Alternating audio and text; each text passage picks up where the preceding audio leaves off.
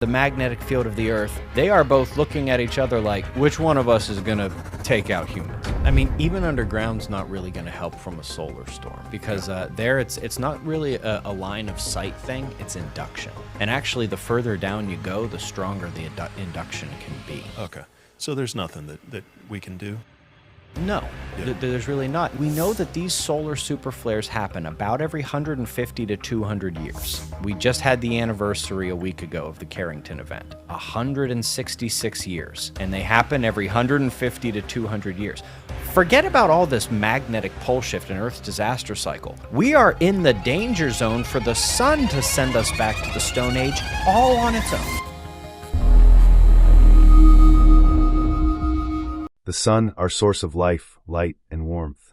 Yet, every so often, it reminds us that it is also a cosmic powerhouse, capable of sending electromagnetic shock waves across the solar system. Recently, you may have heard the warnings. Posts going viral claiming a solar superstorm could strike any day now, or dramatic headlines saying the next Carrington event could collapse the global power grid, wipe out satellites, even send civilization back to the 1800s. But what's the truth?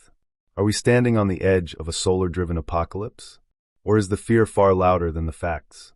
Across social media and conspiracy channels, a narrative has taken hold that with the sun approaching its solar maximum, a natural peak in its 11-year cycle, we're supposedly overdue for a massive solar flare.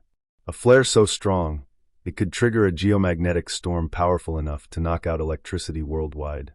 A repeat of the legendary 1859 Carrington event, the strongest solar storm ever recorded.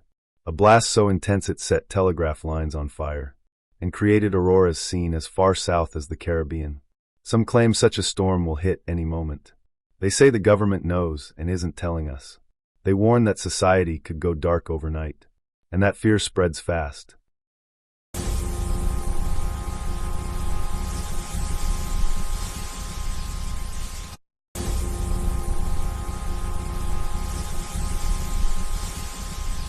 But here's the truth. Solar storms are real. Solar maximum is real. And the sun does occasionally unleash powerful flares and coronal mass ejections. But scientists are not warning of an imminent civilization-ending event. NASA, NOAA, and solar observatories across the world monitor the sun constantly. If a dangerous flare were building, we would know, because the sun gives off clear signs before major activity. And while a Carrington-level storm could happen again someday, the chance of it happening this year, this month, or tomorrow is extremely low. Even more important, our modern electrical infrastructure, though vulnerable, is far better understood, far better monitored, and far better protected than it was 15 years ago. We are not defenseless, we are not blind, and we are not on the brink of a guaranteed grid collapse. Are you aware of the Carrington event? No. There was a major solar outburst. From a human perspective, major solar outburst. From an astrophysical perspective, it was nothing. But it was a coronal mass ejection, actually 2 in a row, that hit us in 1859. It's known as the Carrington event after Richard Carrington, who first saw the bright solar flares that were associated with it. It was picked up on the primitive magnetometers of the time. And 1859, there were electronics around. It was called the telegraph system.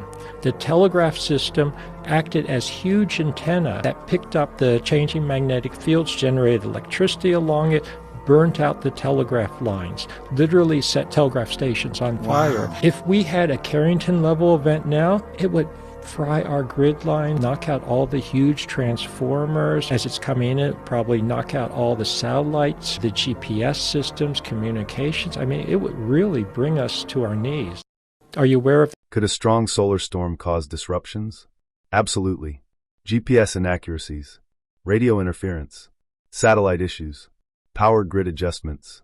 These happen every few years, and the system survives. Could a truly massive storm cause bigger problems? Yes, which is why scientists and governments actively plan and prepare for such events. But no one credible is predicting an immediate global blackout. No one is warning that society is about to collapse. And no, the sun is not angry. It is just doing what stars do. So what should you do?